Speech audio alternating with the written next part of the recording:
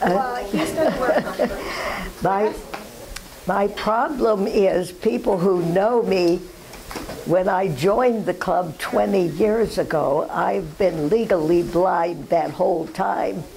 And my daughter took a lot of pictures, and then when she gave me this book for Christmas, I was hoping we could use it with an optical scanner, because she even had words about what we were doing.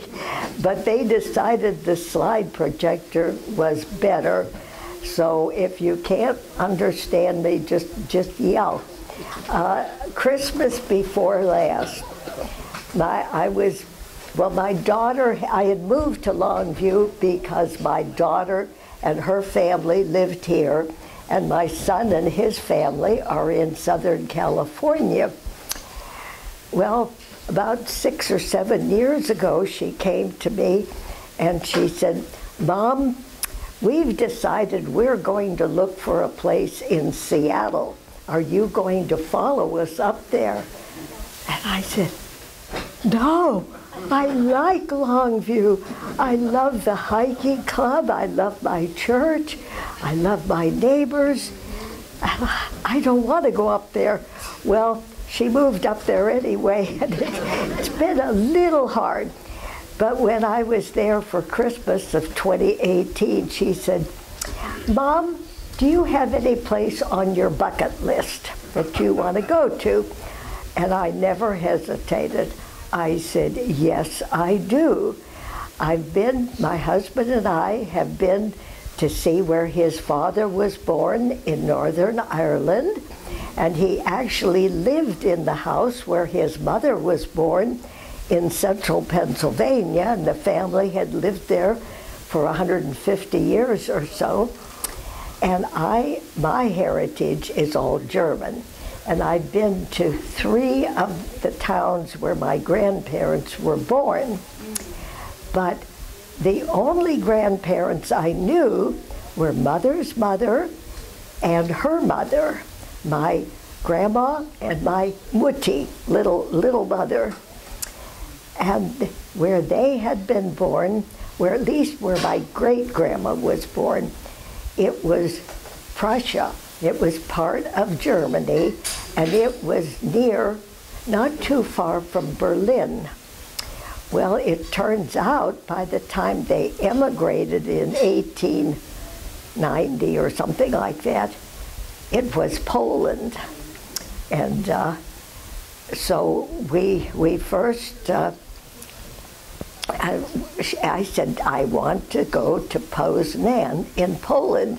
Well, she looked it up on the internet, and there was an advertisement for genealogical tours of Poland starting in Poznan. And so we contacted this man, and in the meantime I went to the Mormon church and found as many birth records that I could, and then we got him. And then 2 days before we were to go, he emailed her and said, "Bring shorts." It was really hot over there. I really didn't know east of Berlin, it's not that far, and you're in Poland. And so we, she could either have him get us a hotel, or she could get it. So she went on Airbnb, and I was really surprised. We got a very good rate for a hotel. There was no elevators in the building, and we were on the 2nd floor, which is really the 3rd floor because they count the ground floor. But the room was very nice. View was of rooftops and so forth at the back. But it was right on the town square. When I had looked on the internet, it showed the square, and it's all these, I always called them stuck together houses. You know, they're like 5, 6 stories high, and they're stuck together. And they were garish colors, and I thought, that doesn't look like German. I think German would have been dark and ugly, probably. But when we actually got there, our hotel was right on the town square, and the colors were beautiful. He told us, Tomas Laskowski told us that when Poland joined the European Union 16 years ago, they gave them money to power wash the buildings, and they were all either tasteful natural brick or stone, and the ones that were plastered were, our hotel was pale green, and there was pale gold and tans and so forth. Well, we flew from Seattle to, I guess it was Frankfurt. It was one of the big airports. And my daughter took a picture of this. I cannot see it from here. I don't know if I can see. But what it is, it's a movable transportation device in the airport that we could watch it raise up about 5 feet to where it was the height of where we were on a bus or something. And she got a kick out of that. And then they took us through the airport, and this particular airport, whether it was Frankfurt, I honestly don't remember, and I don't have it written down.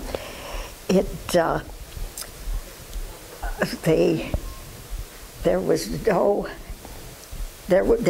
such a long wait from our overnight flight from Seattle to, I'll say, Frankfurt.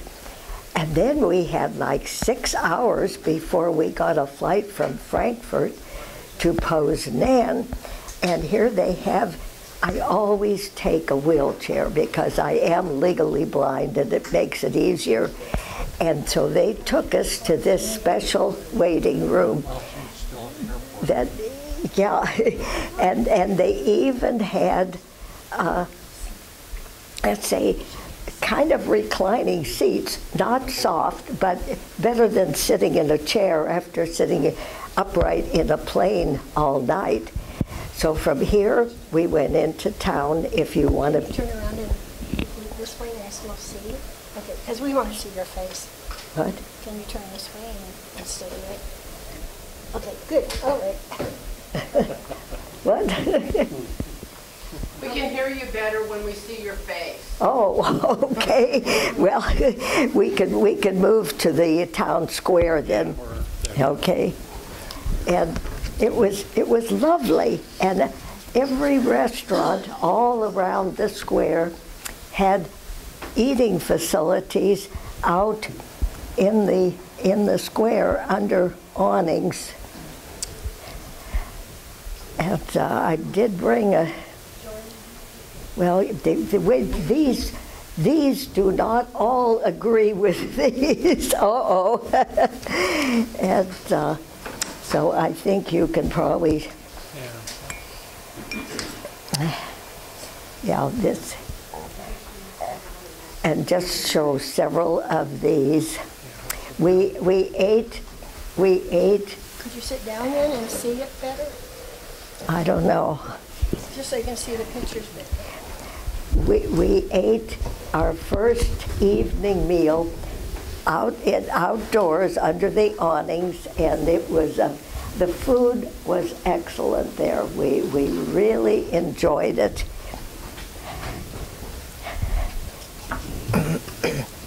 Let's see if there's anything else here.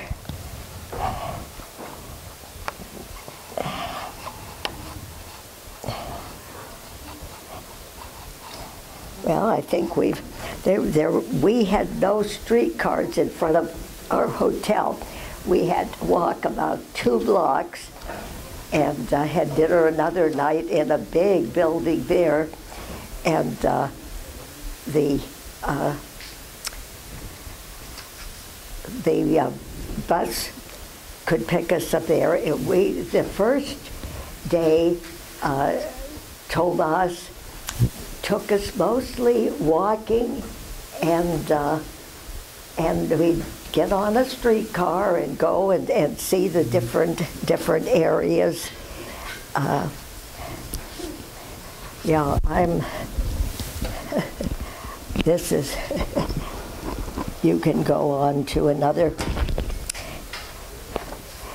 So, and we just hop on a streetcar, and I could ride for free. I don't know what the age limit is, and my daughter, it was very inexpensive for her, and he paid for our trip to begin with.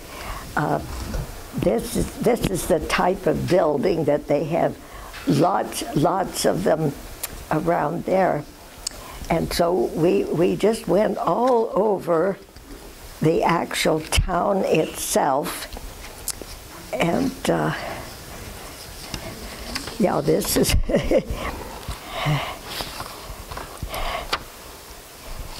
oh, he showed us a map of what Poland used to look like. It was a very large country and mostly flat, just a little bit of rolling hills and woodland. And he said a wealthy Berlin merchant kept buying land. Now, whether it was Poland or Germany when he bought the land, but they said the Germans knew how to drain the swamps and make good farmland. And so whether my great-grandparents, my great-grandma's father, she told me, was a captain on a ship on the Warta River, which goes through Poland. We weren't able to find out any more that his name was Christian, and then there's an infamous name, Eichmann. And then her husband was Gottlieb Martin, and when they emigrated, he was the farm manager for a Polish count. But to begin with, he was just for a smaller farm. And so in the afternoon, he drove us in his car out to a little town. I can't pronounce his name, like Seacrest or something. And he said, now, I don't know which actual house your grandmother was born in. I have the name of the village, like Secret or something, and I have the street, but I don't have a number. Well, when we actually got there were only about 7 homes, 3 on one side and 4 on the other. There was a Polish lady out in the front yard of one of the houses, and he went up to her and spoke to her in Polish, and she said, well, the owner of this farmland lived in that brick house, and then the farm manager lived in a plastered house. Whether it's the original house, we don't really know. And, but at least we found the town. Then have we come to the church yet? I think this is the outside of it. The dark brown, yeah. Then she was the first child of their marriage. And then when her brother was born, they had moved to another farm. Evidently, he got a bigger farm to manage or something. And the brother was baptized in this dark brown wooden church. When the Germans lived there, they were German Lutherans. But as the Poles controlled the place after the Franco-Prussian War in the late 1800s, everything became Roman Catholic, so we didn't get into the church. It is now a Roman Catholic church, but that's where Uncle Otto was baptized. Then are we on the bridge now? Yeah, the locks on the bridge. They have a habit. I know when I was in Italy once, where one of the Shakespearean plays had taken place, they had the same thing. People who were in love took locks and fastened them. In Italy, it was on a metal gate. here in Poland, it was a bridge leading to what was called Cathedral Island. And there were, I don't know why they needed so many cathedrals, but there were a number of cathedrals there. And the only buildings on this good-sized island was all church-related property. And so we got to see that. And anyway, there were like hundreds of locks fastened on the metal railing of the bridge. And he said, oh, every 8 or 10 years, when there's no room for anybody else to put a lock there, they come and cut them all out and dump them, and people can start all over again.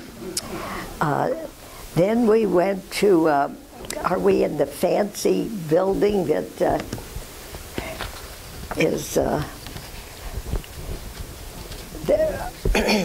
there was a university there. Oh, but here's the cathedral. Did we get the stones in the? Not yet. We're inside the church now. Oh, okay. This was the main cathedral, and in 900 they went down and excavated the foundation, which was a lot of stones that you can still see. Now there's the foundations, yeah. And then after that, they gradually over the years did more, and in 1400 they rebuilt the whole foundation, and this was when they started using some bricks, and it said where there are some pictures of the bricks and the masonry that puts them together, and it said there are fingerprints of the masons from 1400 are still visible there. Then there's a university that had just a gorgeous interior, whether this is it or I can't see enough to tell you. Lots of gilding and really, really gorgeous. And it was the University of Poznan. And they were hoping by having such a salon with scholars from all Europe come there to study. That was the case. This is the aftermath of World War II. Oh, that's, yes, from World War II, the bombing and so forth. So they had to remove a lot of them. And what is that? I just can't see it. The sculptures in a church. Yeah, we better go to something else because I can't see it.